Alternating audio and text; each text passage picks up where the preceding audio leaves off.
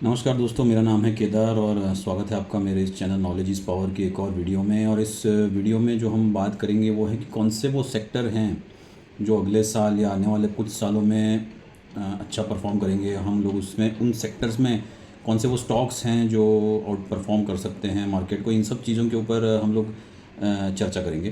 तो देखिए, सेक्टर्स के बारे में अगर हम बात करें तो वैसे तो ये बहुत इजी टॉपिक है कि सेक्टर मतलब क्या है कि आपका ऑटोमोबाइल एक सेक्टर हो गया, रियल एस्टेट एक सेक्टर है, फास्ट मूविंग कंज्यूमर गुड्स एक सेक्टर है, ड्यूरेबल्स एक सेक्टर है।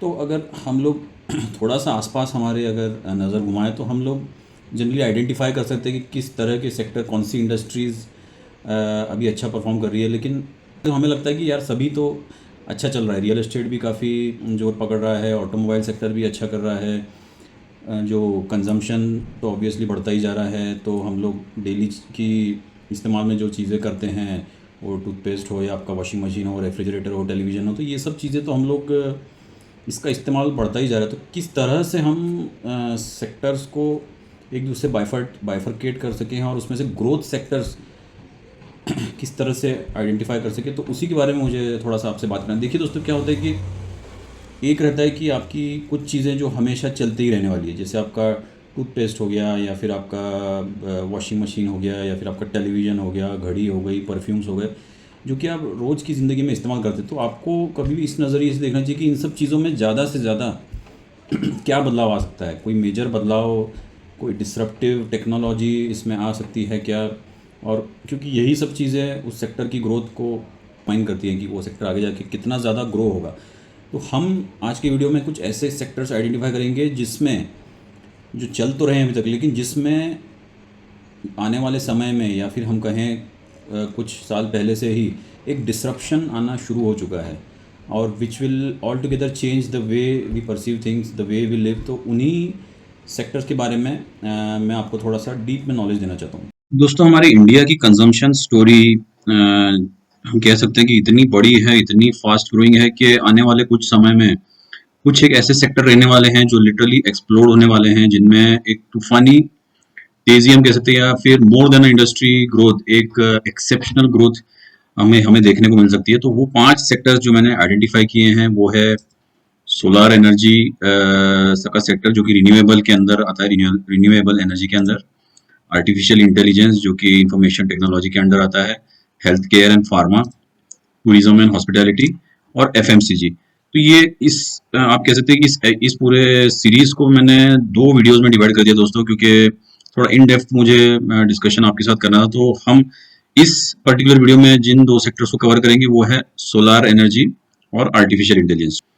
दोस्तों, सोलर एनर्जी की बात करते हैं। देखिए, एनर्जी की डिमांड अगर मैं आपको बताऊं तो India is the third largest energy consuming country in the world. मतलब हम लोग तीसरी ऐसी कंट्री है दुनिया की सबसे बड़ी जहां पे सबसे ज्यादा एनर्जी का डिमांड है।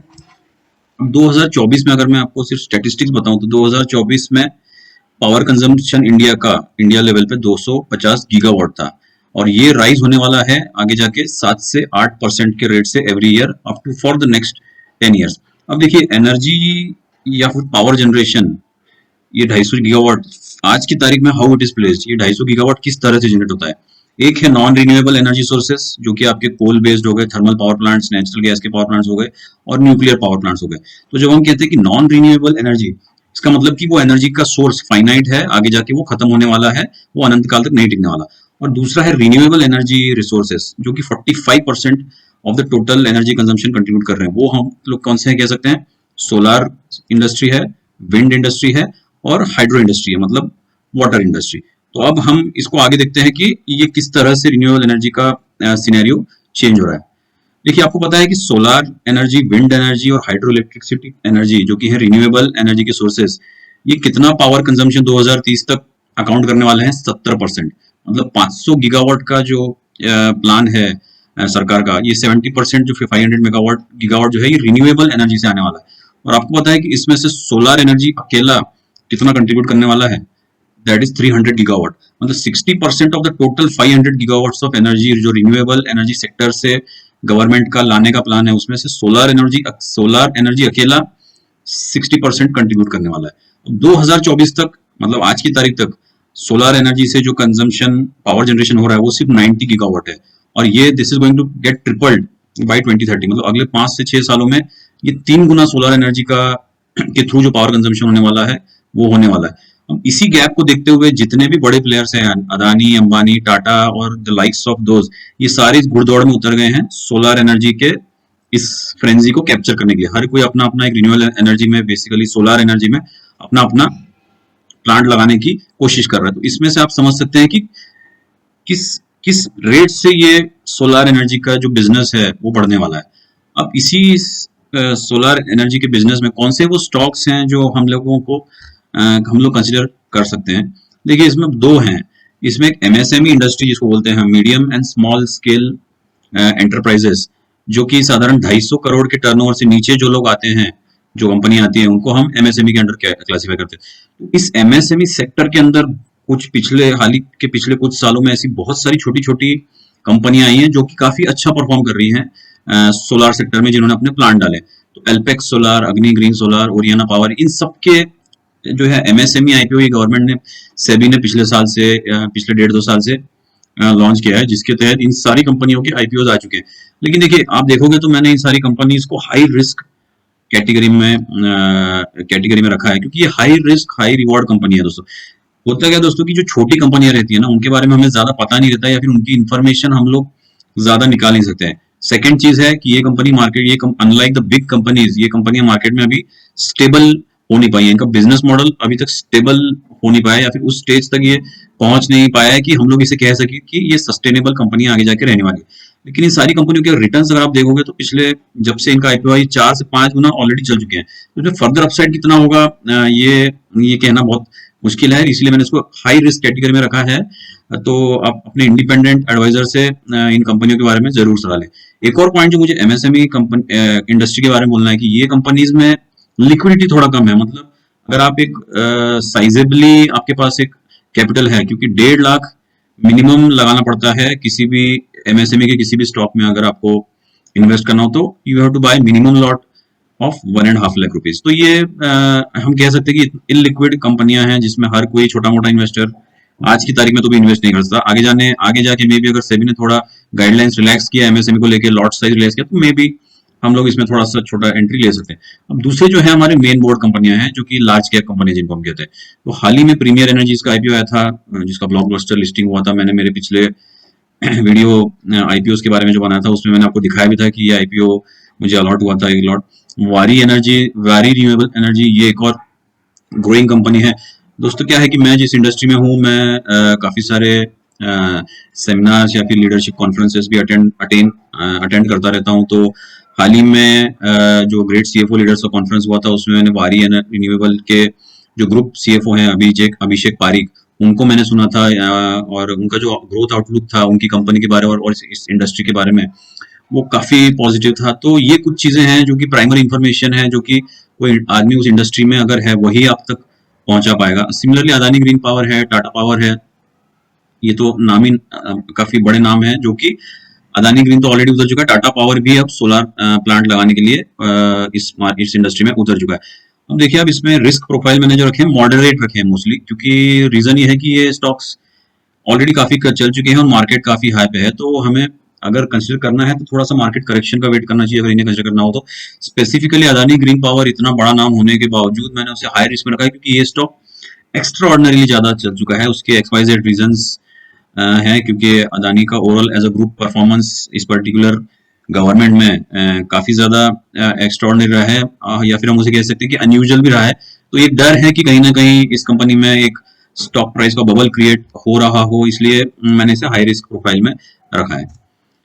तो ये तो हो गई दोस्तों सोलर एनर्जी किस तरह से एज अ इंडस्ट्री डेवलप हो रहा है, किस तरह से एक डिसरप्शन इस इंडस्ट्री में आने वाला है, और किस तरह से ये डिमांड और सप्लाई का गैप सोलर एनर्जी ब्रिज करने वाला है। अब हम बात करते हैं आर्टिफिशियल इंटेलिजेंस की।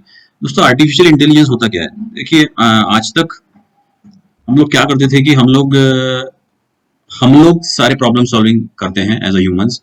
हम लोग डिसीजन मेकिंग लेते हैं, हम लोगों को सोचने की क्षमता दी गई है, हम लोग सोचते हैं, हम लोग सिर्फ कंप्यूटर को या मशीन को इनपुट देते हैं, मशीन उसका आउटपुट देता है।